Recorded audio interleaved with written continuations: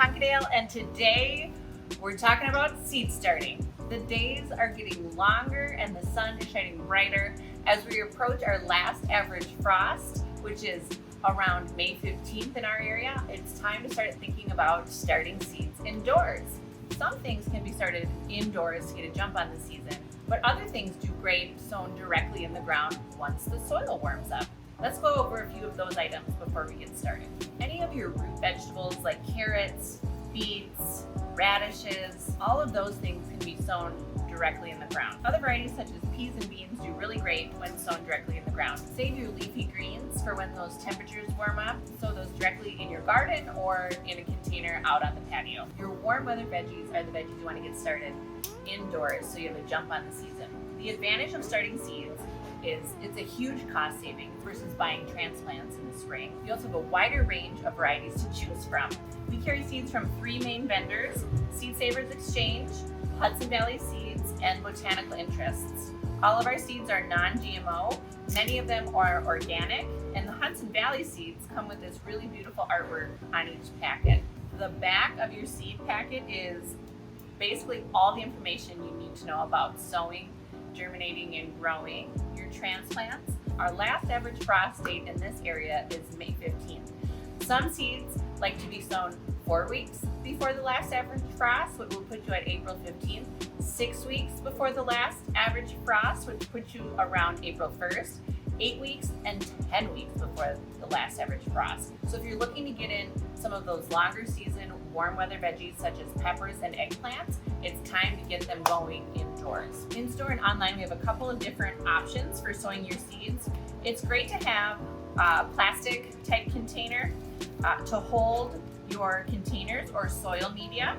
This is just a large tray that we have filled with these little germination pods. This tray holds 84 pods, so you can use a smaller tray or whatever size you want. Mix and match containers, it doesn't really matter.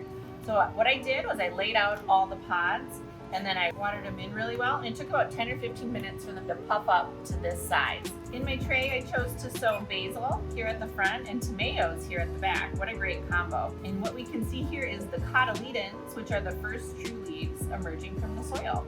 Some of the supplies you'll need are a tray to hold your containers, a lid or saran wrap to keep the humidity in while your seeds are germinating, a sterile seed starting mix. We recommend the organic seed starting mix. It's a really light soil mixture, which is great for germination.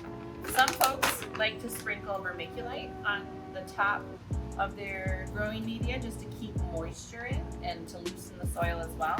What I'm going to use today are these Jiffy strips, and one package actually fits perfectly in this tray. A few things to consider if you're going to sow seeds indoors is your light source.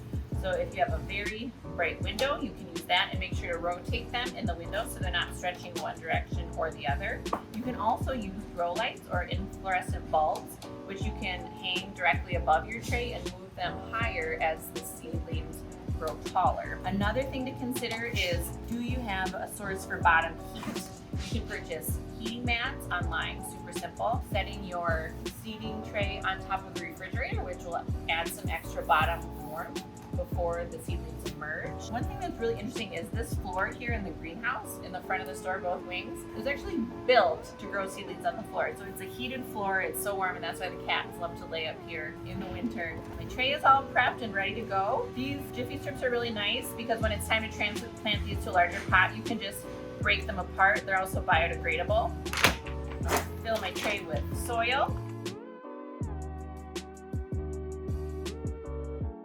Oh my gosh, it's silky smooth. We don't want our soil to be too compact. We also don't want it too fluffy so it washes away. The next thing you want to do is moisten the surface of your soil. It's nice to have one of these continuous spray bottles. It's not so hard on your hands and it gives a fine mist. You could also pre-moisten your soil by mixing it with water in a bucket. Feel a little, oh, that feels good. It's like humid. Peppers are a longer season warm weather vegetable. Many pepper varieties don't mature to a harvestable size for 70 to 80 75, even 100 days after transplant. The hotter the pepper, the longer it takes to mature. So things like ghost peppers and habaneros in our area are a little more difficult to grow. But if you get a jump start on the season indoors, you'll have some better luck. So I chose the King of the North pepper, which is a shorter season pepper. When you're planting seeds, you want to plant them at a depth about 2 times the diameter of the seed, so not really too deep. I like to use a pencil just to create my holes.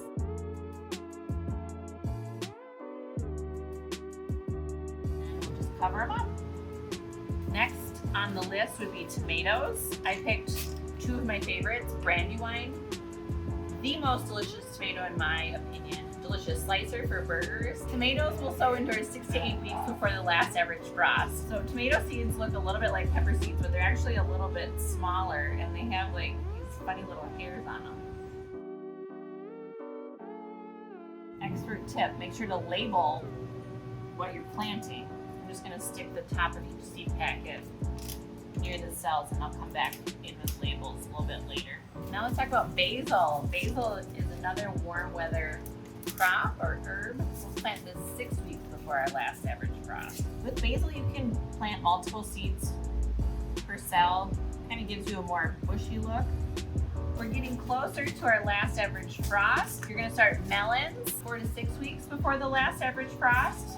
Melon seeds are going to be a bit larger, and I would do 1 per cell.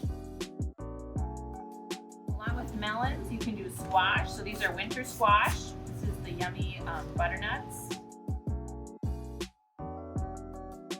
Cucumbers and zucchini, you want to plant indoors about 3 or 4 weeks before our last average frost, so this will be mid to late April. And I chose the Japanese climbing cucumber. This will have really long, slender fruits, and it also is able to climb vertically in the garden. Lastly, let's just touch on flowers. So annual flowers you can start indoors as well. These are the state zinnias. These get to be like 4 or 5 feet tall. A beautiful array of colors, huge flower heads, and the pollinators love them. Flowers you're going to get going really soon here along with your peppers, about 8 to 10 weeks before last frost. Our seed tray is full. The last thing we need to do is water them in. Lightly mist or water in your seeds. It's like giving them a little hug and saying, okay, it's your time. Germination rates will vary. I would say in this tray, the zinnias will pop up faster than the peppers. The peppers will likely be the slowest, and they also benefit a lot from bottom heat. You'll cover up your seed tray with a plastic dome or some plastic wrap to keep the humidity in. As soon as those first true leaves emerge, you can remove the humidity tray and put them in bright light or under your grow lights. Happy seed starting. Thanks for watching. We'll see you at Tonkadale.